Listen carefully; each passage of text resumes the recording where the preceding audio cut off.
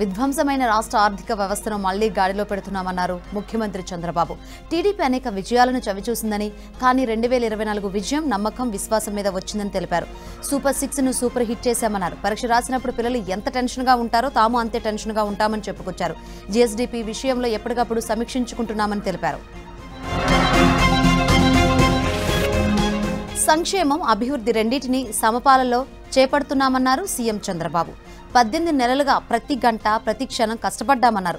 93 స్కీమ్లను మరలా రివైవ్ చేసినట్లు తెలిపారు. 9,000 కోట్ల సోలార్, విండ్, రెన్యూవబుల్ ఎనర్జీ కింద నాటి ప్రభుత్వం డబ్బులు పెంచేసిందని విమర్శించారు. కరెంటు ఛార్జీలు పెంచకుండా వ్యవస్థను నిలబెట్టామన్నారు. కరెంటు ఛార్జీలు ఈ ఏడాది కూడా పెంచమని, వచ్చే ఏడాది పెంచుకుంటామని సీఎం వెల్లడించారు. రాష్ట్రంలో చాలా చోట్ల గ్రౌండ్ వాటర్ పెంచగలిగామన్నారు. నిర్ణీత లక్ష్యాలు నిర్దేశించుకొని తెలంగాణ రాష్ట్రం ముందుకెళ్తుందన్నారు గవర్నర్ జిష్ణుదేవ్ వర్మ. 2047లోగా $3 ట్రిలియన్ ఆర్థిక వ్యవస్థగా మారాలన్నదే లక్ష్యమని తెలిపారు. రాష్ట్ర ప్రభుత్వం ప్రతిష్టాత్మకంగా నిర్వహిస్తున్న తెలంగాణ రైజింగ్ గ్లోబల్ సమ్మిట్ ను గవర్నర్ జిష్ణుదేవ్ వర్మ ప్రారంభించారు. సదస్సు ప్రాంగణంలో తెలంగాణ తల్లి డిజిటల్ విగ్రహాన్ని ఆవిష్కరించారు. అభివృద్ధిలో తెలంగాణ రాష్ట్రం దూసుకుపోతుందన్నారు సీఎం రేవంత్ రెడ్డి. కొత్త రాష్ట్రం అయినప్పటికీ అభివృద్ధిలో ముందు వరుసలో ఉందన్నారు. 2047 నాటికి తెలంగాణ $3 ట్రిలియన్ ఎకానమీగా ఎదగాలనేదే తమ ఆశయమన్నారు సీఎం రేవంత్. కేంద్ర ప్రభుత్వం సైతం 2047 నాటికి $30 ట్రిలియన్ ఎకానమీ లక్ష్యంగా పెట్టుకున్నట్లు తెలిపారు. అట్టహాసంగా ప్రారంభమైన గ్లోబల్ సమ్మిట్లో సీఎం మాట్లాడారు. ఈ సమ్మిట్ కు వివిధ దేశాల నుంచి ప్రతినిధులు, పారిశ్రామికవేత్తలు తరలివచ్చారు. గ్లోబల్ కంపెనీలకు డెస్టినేషన్ హబ్ గా భారత్ మారినట్లు కేంద్ర మంత్రి కిషన్ రెడ్డి తెలిపారు. తెలంగాణ గ్లోబల్ సమ్మిట్ కు హాజరైన ఆయన సెల్ఫోన్ల ఉత్పత్తిలో భారత్ ప్రస్తుతం 2వ స్థానంలో ఉందన్నారు. దశాబ్ద కాలంగా భారత్ కు విదేశీ పెట్టుబడులు భారీగా పెరిగినట్లు తెలిపారు. కేంద్రం పాటిస్తున్న పారదర్శకత, జవాబుదారీతనం వల్లే పెట్టుబడులు పెరిగాయన్నారు కిషన్ రెడ్డి. అభివృద్ధి పెట్టుబడుల విషయంలో బెంగళూరుతో హైదరాబాద్ నగరం పోటీ పడుతుందని కర్ణాటక ఉప ముఖ్యమంత్రి డీకే శివకుమార్ అన్నారు.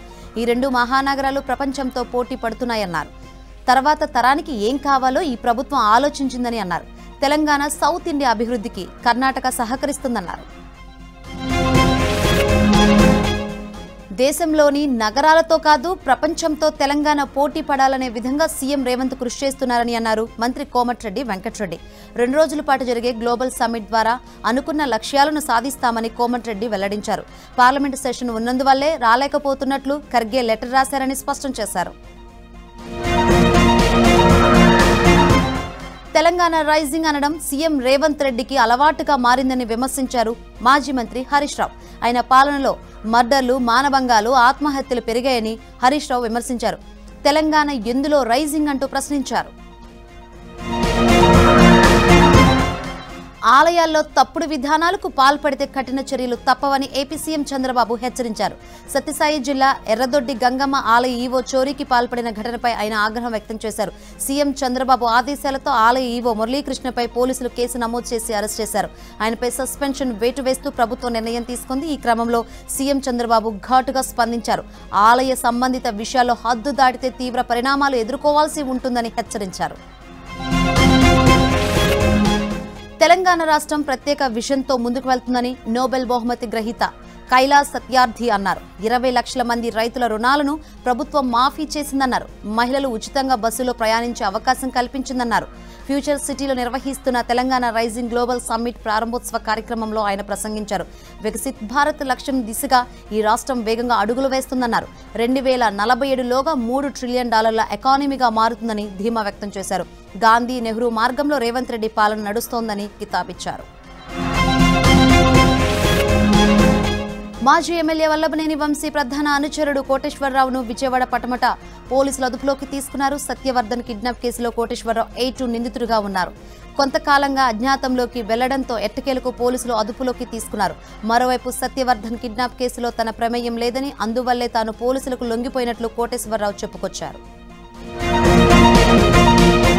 ఏలూరు జిల్లా జంగారెడ్డిగూడెంలో బ్రహ్మకమలాలు కనువిందు చేశాయి. కరుటూరు సుబ్బారావు అనే వ్యక్తి సంవత్సరం క్రితం హైదరాబాద్ నుంచి బ్రహ్మకమలం మొక్కను తీసుకొచ్చి పెరటిలో నాటారు. కేవలం 2 లేదా 3 పుష్పాలు మాత్రమే పూసే మొక్కకి పదుల సంఖ్యలో బ్రహ్మకమలాలు పూయడంతో ఆనందం వ్యక్తం చేస్తున్నారు. బ్రహ్మ కమలాల పుష్పాలకు దేవుని పూజలో ప్రత్యేక స్థానం ఉన్నట్లు తెలిపారు. వికసించిన బ్రహ్మ కమలాలతో ఆ ప్రాంతమంతా సువాసనలు వెదజల్లుతున్నాయి. కమల పుష్పాలను చూసేందుకు స్థానికులు ఆసక్తి కనబరుస్తున్నారు. హైదరాబాద్ నాచారంలోని షాహీ ఎక్స్పోర్ట్స్ సంస్థ ముందు కార్మికులు ఆందోళనకు దిగారు. గత కొంతకాలంగా పనిచేస్తున్న తమకు జీతాలు పెంచడం లేదని వారు నిరసన వ్యక్తం చేశారు. కొన్ని సంవత్సరాలుగా జీతాలు పెంచకుండా వెట్టి చాకిరీ చేయిస్తున్నారని మండిపడ్డారు. తమ వేతనాలు పెంచే వరకు ఆందోళనను విరమించేది లేదని హెచ్చరించారు. అమరావతిలోని ఏపీ రేరా కార్యాలయాన్ని ఏర్పాటు చేసుకునేందుకు ప్రభుత్వం అనుమతి ఇచ్చిందన్నారు రేరా చైర్మన్ శివారెడ్డి. సిఆర్డీఏ ప్రధాన కార్యాలయం దగ్గర విధులు నిర్వహించనున్నట్లు పేర్కొన్నారు. కొత్త రాజధానిలో పనిచేయడానికి తమకు అవకాశం దొరకడం సంతోషంగా ఉందన్నారు. బిల్డర్స్ చేతిలో మోసపోయిన వారు రెగ్యులేటరీ అథారిటీని సంప్రదించాలన్నారు శివారెడ్డి. కర్నూలు జిల్లా మంత్రాలయం మండలం సింగరాజునహళ్లి గ్రామంలో ఓ బావి 100 ఏళ్లుగా గ్రామస్తులు దాహార్తిని తీరుస్తోంది. ప్రస్తుత కాలంలో బోరు వేసిన 10 ఏళ్లకి ఎండిపోతున్న క్రమంలో 100 ఏళ్లుగా మంచినీటిని అందించడంతో గ్రామస్తులు సంతోషం వ్యక్తం చేస్తున్నారు. గ్రామానికి ఎంతో ముఖ్యమైన ఈ పురాతన బావిని అధికారులు మరమ్మతులు చేయాలని కోరుతున్నారు.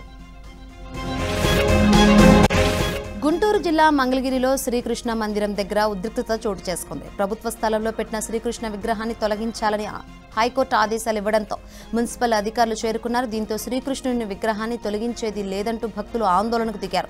మరొక ప్రదేశంలో శ్రీకృష్ణ విగ్రహ ప్రతిష్టకు కొంత సమయం కావాలని డిమాండ్ చేశారు. Visakha steel plant main gate ఎదుట నిర్వాసితుల ఐక్య పోరాట సంఘం ఆధ్వర్యంలో ధర్నా చేపట్టడంతో ఉద్రిక్తత ఏర్పడింది. డ్యూటీలకు వెళ్తున్న వారిని అడ్డుకోవడంతో ఉద్యోగులు నిర్వాసితుల మధ్య స్వల్ప వాగ్వాదం జరిగింది. దీంతో పరిశ్రమ గేటు వద్ద గందరగోళ పరిస్థితి ఏర్పడింది.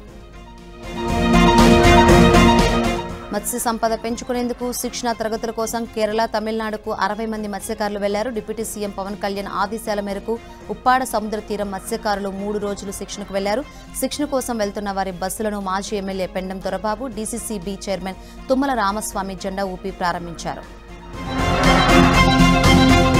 శ్రీ సత్యసాయి జిల్లా పరిగిలో అనాథ పిల్లలకు మంత్రి సవిత బాసటగా నిలిచారు. 2 రోజుల క్రితం గోపాల్ అనే వ్యక్తి గుండెపోటుతో మరణించడంతో ఆయన 2 పిల్లలు అనాథలుగా మిగిలారు.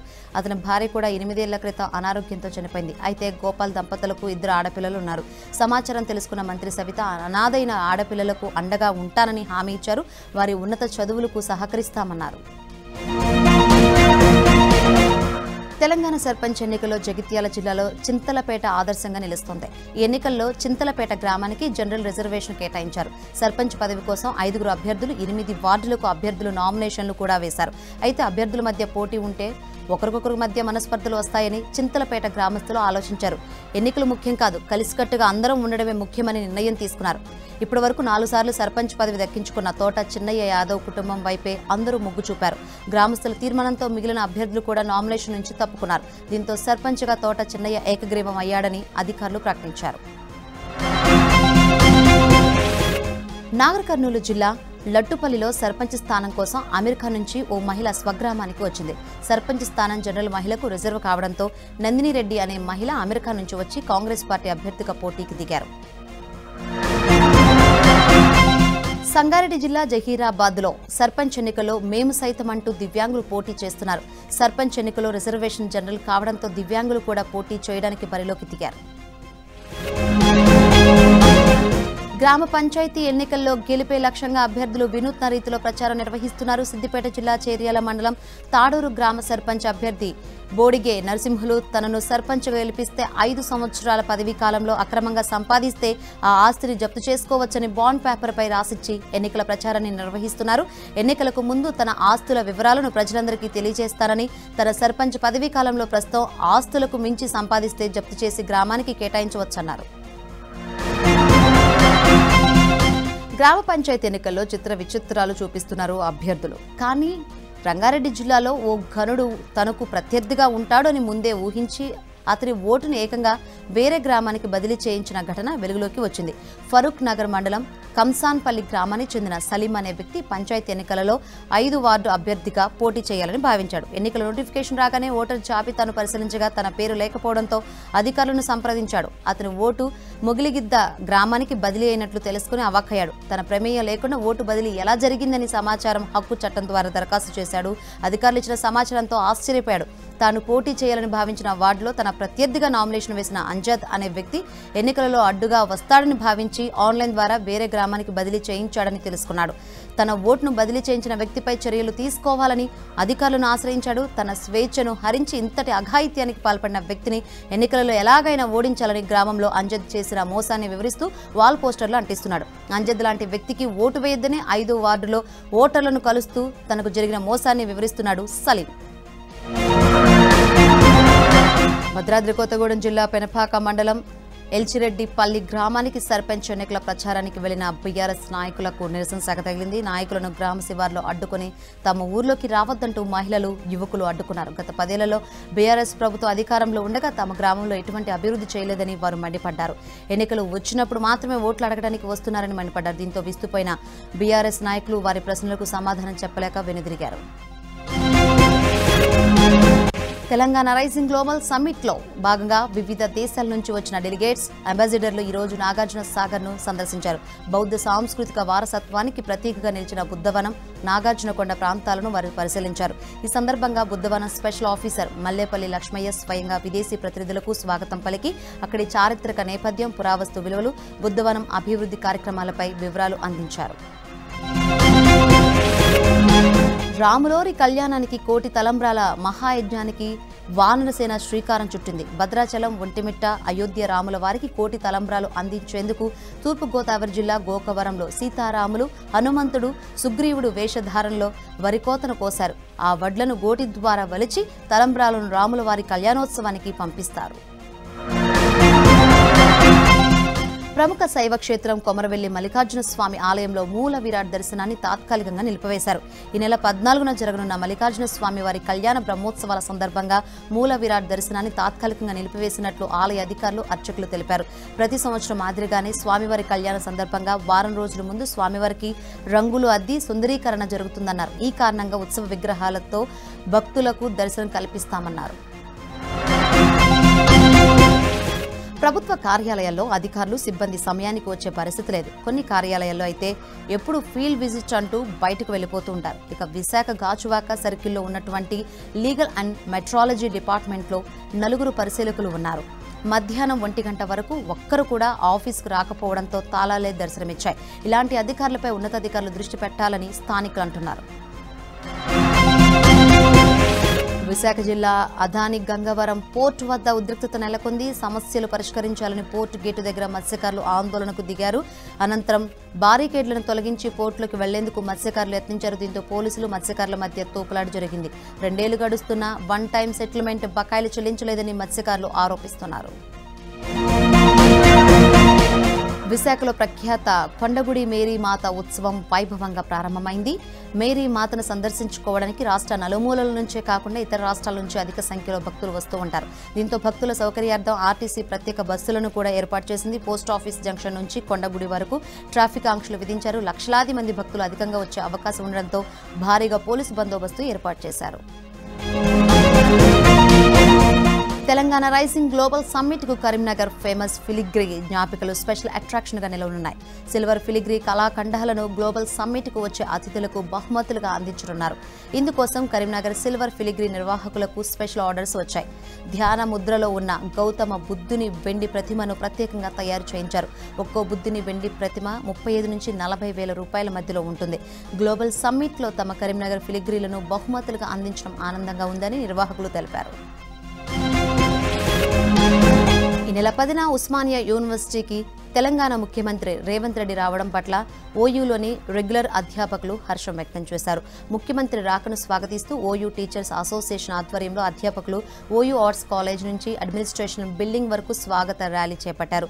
ఉస్మానియా యూనివర్సిటీ 1000 కోట్ల రూపాయలతో అంతర్జాతీయ స్థాయిలో సౌకర్యాలను మెరుగుపరిచే విధంగా కృషి చేస్తానడం పట్ల ఆనందం వ్యక్తం చేశారు. అయితే ఉస్మానియా యూనివర్సిటీలో మౌలిక వసతులతో పాటు ఉద్యోగుల సిపిఎస్ సమస్య పరిష్కారానికి కూడా చొరవ తీసుకోవాలన్నారు. పల్నాడు జిల్లాలో స్క్రబ్ టైఫస్ టెన్షన్ కొనసాగుతుంది. స్క్రబ్ టైఫస్ వ్యాధి లక్షణాలతో సత్తెనపల్లిలోని కొమరపూడికి చెందిన వృద్ధురాలు మృతి చెందింది. 10 రోజుల క్రితం జ్వరం, ఒంటి నొప్పులతో వృద్ధురాలు గుంటూరు ప్రభుత్వ ఆసుపత్రికి చేరింది. ఆసుపత్రిలో ఆమెకు నిర్వహించిన రక్త పరీక్షలో స్క్రబ్ టైఫస్ లక్షణాలు బయటపడ్డాయి. ఆసుపత్రిలో చికిత్స పొందుతూ చనిపోయింది. ఇప్పటి వరకు సత్తెనపల్లి నియోజకవర్గంలో మృతుల సంఖ్య 3కు చేరింది. శ్రీ సత్యసాయి జిల్లా పెనుకొండలో గిరిజన సంక్షేమ గురుకుల పాఠశాలను బీసీ సంక్షేమ, చేనేత జోలి శాఖ మంత్రి సవిత ఆకస్మిక తనిఖీ చేశారు.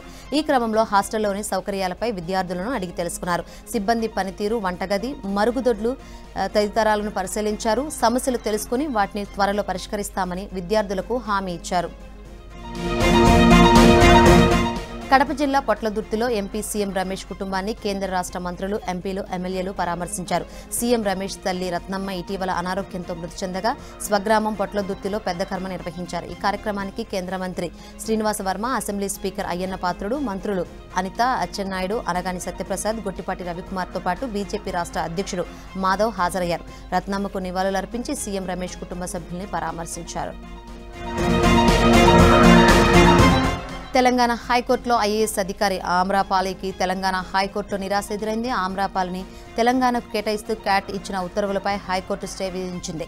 క్యాట్ ఉత్తర్వులు నిలిపివేస్తూ మధ్యంతర ఉత్తర్వులు జారీ చేసింది. కౌంటర్ దాఖలు చేయాలని ఆమ్రపాలిని ఆదేశించింది. తదుపరి విచారణ 6 వారాలకు వాయిదా వేసింది.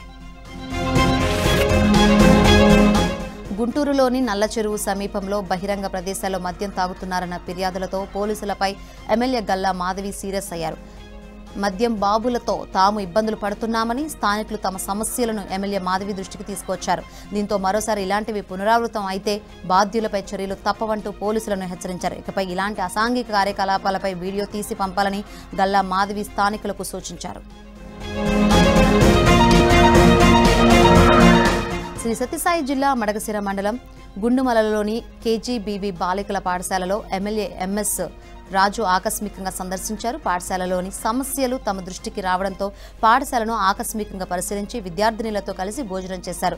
భోజనం మెనూ సరిగా లేకపోవడం, నాణ్యత లోపించడంతో సిబ్బందిపై ఆగ్రహం వ్యక్తం చేశారు. కుళ్లిపోయిన కూరగాయలు, చెడిపోయిన పళ్లను చూసి హాస్టల్ సిబ్బందిపై తీవ్రంగా మండిపడ్డారు. పాఠశాలలో 200 మంది విద్యార్థినులకు 2 బాత్రూంలలో ఉండడం అసహనం వ్యక్తం చేశారు. పనితీరును వెంటనే మెరుగుపరుచుకోవాలని సిబ్బందికి హితవు పలికారు. పల్నాడు జిల్లా చిలుకూరుపేట రోడ్డు ప్రమాదంలో విస్తుపోయే వాస్తవాలు వెలుగు చూశాయి. హైవేపై అక్రమ వసూళ్లు 5గురు విద్యార్థుల ప్రాణాలు తీశాయి. ఈ నెల 4న చిలుకూరుపేట బైపాస్లో ఓ కారు కంటైనర్ను ఢీకొట్టింది. ఈ ప్రమాదంలో కారులో ప్రయాణిస్తున్న 5గురు విద్యార్థులు మృతి చెందారు. అయితే కంటైనర్ను ఆపడం వల్లే ప్రమాదం జరిగిందని పోలీసులు తేల్చారు. కంటైనర్ను ఆపిన వ్యక్తి నర్సరావుపేట డీఎస్పీ ఆఫీసులో పనిచేసే ఏఎస్ఐ కుమారుడిగా గుర్తించారు. విద్యార్థినుల పట్ల నిర్లక్ష్యంగా వ్యవహరిస్తున్న ప్రధానోపాధ్యాయుని బదిలీ చేయాలంటూ స్టూడెంట్స్ ఆందోళనకు దిగారు. అనంతపురం జిల్లా గుమ్మగట్ట మండలం పులకుంట గ్రామంలోని ప్రభుత్వ పాఠశాలలో బషీర్ ప్రధాన ఉపాధ్యాయుడిగా పనిచేస్తున్నారు. స్కూలు, మధ్యాహ్నం భోజనం విషయంలో హెడ్ మాస్టర్ నిర్లక్ష్యంగా వ్యవహరిస్తున్నారని విద్యార్థులు, వారి తల్లిదండ్రులు నిరసన చేపట్టారు. నాగర్ కర్నూలు జిల్లా కల్వకుర్తి పట్టణంలోని కేశవనగర్ కాలనీలో భారీ చోరీ జరిగింది. శ్రీ ఆంజనేయ స్వామి ఆలయంలో పూజారిగా విధులు నిర్వహిస్తున్న శ్రీనివాస్ శర్మ ఇంట్లో దొంగలు పడి 6 లక్షల రూపాయలతో పాటు 40 తులాల బంగారం తీసుకువెళ్లినట్లు బాధితులు తెలిపారు. చీరాలకు వెళ్లి వచ్చేసరికి తాళం విరగ్గొట్టి దొంగతనానికి పాల్పడినట్లు పేర్కొన్నారు. గత 2 సంవత్సరాల క్రితం అదే కాలనీలో 40 తులాల బంగారం, 3 లక్షల నగదు ఎత్తుకెళ్లిన దొంగ దొరికినట్లే దొరికి పారిపోవడంతో పట్టణ ప్రజలు భయాందోళనకు గురవుతున్నారు. కోసిగి మండలం అగసునూరు గ్రామం సమీపంలోని తిప్పన్న తాత మఠం వద్ద కొందరు వ్యక్తులు గుప్త నిధుల కోసం తవ్వకాలు జరిపారు. కర్ణాటకకు చెందిన కొందరు వ్యక్తులు అత్యాధునిక మెటల్ డిటెక్టర్లు, గడ్డపారలతో ఆలయ పరిసరాల్లో తవ్వకాలు జరిపారు. మరికొన్ని చోట్ల తవ్వకాలు జరుగుతుండగా స్థానికులు వారిని గమనించి ఫోటోలు తీయడంతో వారు వెంటనే పరికరాలతో సహా కారులో పరారయ్యారు. గ్రామస్తులు ఇచ్చిన సమాచారంతో ఘటనాస్థలానికి చేరుకున్న కోసిగి ఎస్ఐ రమేష్ రెడ్డి విచారణ చేపట్టారు. గుప్త నిధుల వేటలో పాల్గొనే వారిపై కఠిన చర్యలు తీసుకుంటామని హెచ్చరించారు. శంషాబాద్ ఎయిర్పోర్టులో బాంబు కలకలం రేగింది. 3 విమానాలకు బాంబు బెదిరింపులు వచ్చాయి. కన్నూర్ హైదరాబాద్, ఫ్రాంక్ఫర్ట్ హైదరాబాద్, లండన్ హైదరాబాద్ విమానాలకు బాంబు బెదిరింపులు వచ్చాయి. దీంతో 3 విమానాల్లోనూ బాంబు స్క్వాడ్ తనిఖీలు చేపట్టింది. బాంబులు లేవని తేలడంతో ఊపిరి పీల్చుకున్నారు. బాంబు బెదిరింపులపై ఆరా తీస్తున్నారు. శ్రీ సత్యసాయి జిల్లాలో పొగమంచు కనువిందు చేసింది. అయితే ప్రయాణికులు మాత్రం తీవ్ర ఇబ్బందులు పడ్డారు. వేకుజామున విపరీతమైన పొగమంచు కమ్ముకోవడంతో వాహనదారులు లైట్లు వేసుకుని ప్రయాణించాల్సి వచ్చింది. పల్నాడు జిల్లా సత్తెనపల్లిలోని జిల్లా పరిషత్ ఉన్నత పాఠశాలలో 10th క్లాస్ విద్యార్థుల మధ్య ఘర్షణ జరిగింది. ఆన్లైన్ క్లాస్ రూమ్లో ఎల్ఈడి స్క్రీన్ పై పాటలు మార్చే విషయంలో ఇద్దరు విద్యార్థులు గొడవపడ్డారు. రోషన్ పై బాలసైదా అనే విద్యార్థి పిడిగుద్దులు కురిపించాడు. దీంతో రోషన్ ముక్కు నుంచి రక్తస్రావం కావడంతో అతన్ని గుంటూరు ప్రభుత్వ ఆసుపత్రికి తరలించారు. క్లాస్ రూమ్లో ఉపాధ్యాయుడు లేకపోవడంతో విద్యార్థుల మధ్య గొడవ జరిగింది. నిజామాబాద్ జిల్లా కోటగిరి మండల కేంద్రంలో ఇందూరు సాయిలు అనే వ్యక్తి హైటెన్షన్ విద్యుత్ స్తంభం ఎక్కి ఆత్మహత్య యత్నం చేశాడు. సెప్టెంబర్ 23వ తేదీన సాయిలు ఇంటిపై రైస్ మిల్లు పాత గోడ కూలింది. సాయిలు తనయుడు మహేష్తో పాటు 2.5 నెలల బాబు మృత్యువాత పడ్డారు. రైస్ మిల్ యజమాని బాధిత కుటుంబాన్ని ఆదుకునేందుకు పరిహారం ఇస్తామని హామీ ఇచ్చారు. ఎంతకు నష్టపరిహారం ఇవ్వకపోవడంతో ఆత్మహత్య యత్నం చేశాడు. విషయం తెలుసుకున్న Kotagiri SI Sunil rice mill యజమానితో మాట్లాడి పరిహారం అందిస్తామని నచ్చజెప్పి కిందకు దింపాడు. హైదరాబాద్ ముషీరాబాద్ బాపూజీ బస్తీలో దారుణం జరిగింది. ఇంట్లో చొరబడి యువతిపై దుండగుడు కత్తితో దాడి చేశాడు. యువతికి తీవ్ర గాయాలు కావడంతో ఆసుపత్రికి తరలించారు. పెళ్లికి నిరాకరించడంతో మేనబావే కత్తితో దాడి చేసినట్లు స్థానికులు చెబుతున్నారు. ఏపీలోని సత్యసాయి జిల్లాలో భారీ దోపిడీ జరిగింది. సూరత్ నుంచి బెంగళూరుకు హవాలా డబ్బు తరలిస్తున్న ముఠా నుంచి 3 కోట్ల రూపాయలను దుండగులు చోరీ చేశారు. ఇన్నోవాను 4 కార్లలో దొంగలు వెంబడించారు. పెనుకొండ దగ్గర హైవేపై అడ్డగించి కారుతో సహా అందులో వ్యక్తులను కిడ్నాప్ చేశారు. 3 కోట్ల రూపాయలను దోచుకున్నారు. కారు సీటు కింద ప్రత్యేక అరల్లో ఉన్న 1,20,00,000లను దోచుకోవడం కుదరకపోవడంతో వదిలిపెట్టి పరారయ్యారు. చోరీ దృశ్యాలు వెనుక కారులోని డాష్ కెమెరాలో రికార్డయ్యాయి. ఇండిగో ఎయిర్లైన్స్లో తలెత్తిన సంక్షోభాన్ని కేంద్రం నిశితంగా పరిశీలిస్తుందని రాజ్యసభలో తెలిపారు కేంద్ర మంత్రి రామ్మోహన్ నాయుడు. ఈ అంశాన్ని కేంద్రం తేలిగ్గా తీసుకోవడం లేదన్నారు. దీనిపై పూర్తి స్థాయిలో దర్యాప్తు చేసి నివేదిక వచ్చాక బాధ్యులపై కఠిన చర్యలు తీసుకుంటామని రామ్మోహన్ నాయుడు వెల్లడించారు. ప్రయాణికులకు న్యాయం చేసే విధంగా ప్రభుత్వం చర్యలు తీసుకుంటుందన్నారు. లోక్సభలో వందే మాతరంపై చర్చ ఎందుకని కేంద్ర ప్రభుత్వాన్ని కాంగ్రెస్ ఎంపీ ప్రియాంక గాంధీ నిలదీశారు. వచ్చే ఏడాది జరగనున్న బెంగాల్ ఎన్నికలను దృష్టిలో పెట్టుకునే వందే మాతరంపై చర్చ పెట్టారని విమర్శించారు. దేశం ఎదుర్కొంటున్న సమస్యల నుంచి ప్రజలను పక్కదారి పట్టించేందుకేనంటూ మండిపడ్డారు. వందే మాతరం స్ఫూర్తితోనే 2047 నాటికి వికసిత్ భారత్ లక్ష్యంగా సాగుతున్నామన్నారు ప్రధాని మోదీ. వందే మాతరం గీతం రచించి 150 ఏళ్లైన సందర్భంగా లోక్సభలో ప్రత్యేకంగా ప్రధాని ప్రసంగించారు. దేశ స్వాతంత్ర పోరాటానికి నినాదంగా మారిన వందే మాతరం గీతం స్ఫూర్తితోనే దేశం అభివృద్ధిలో ముందుకు తన అనుమతి లేకుండా ఫోటో పేరు వాడుకోకుండా ఆదేశాలు ఇవ్వాలని జూనియర్ ఎన్టీఆర్ పిటిషన్పై ఢిల్లీ హైకోర్టులో విచారణ జరిగింది. 3 రోజుల్లో తగిన చర్యలు తీసుకోవాలని ఢిల్లీ హైకోర్టు ఆదేశించింది. తదుపరి విచారణ డిసెంబర్ 22కు వాయిదా పడింది. దేశీయ స్టాక్ మార్కెట్లు భారీ నష్టాల్లో ముగిశాయి. స్మాల్ మిడ్ క్యాప్ సూచీలు భారీగా పతనమయ్యాయి. దీనికి తోడు యుఎస్ ఫెడ్ వడ్డీ రేట్ల ప్రకటన నేపథ్యంలో ఇన్వెస్టర్లలో అప్రమత్తత కనిపించింది. దీంతో ఓ దశలో సెన్సెక్స్ 800 పాయింట్లకు పైగా నష్టపోగా నిఫ్టీ మళ్లీ 26,000 మార్కు దిగువకు చేరింది. దాదాపు 7 లక్షల కోట్లపైన ఆవిరై 463 లక్షల కోట్లకు చేరింది.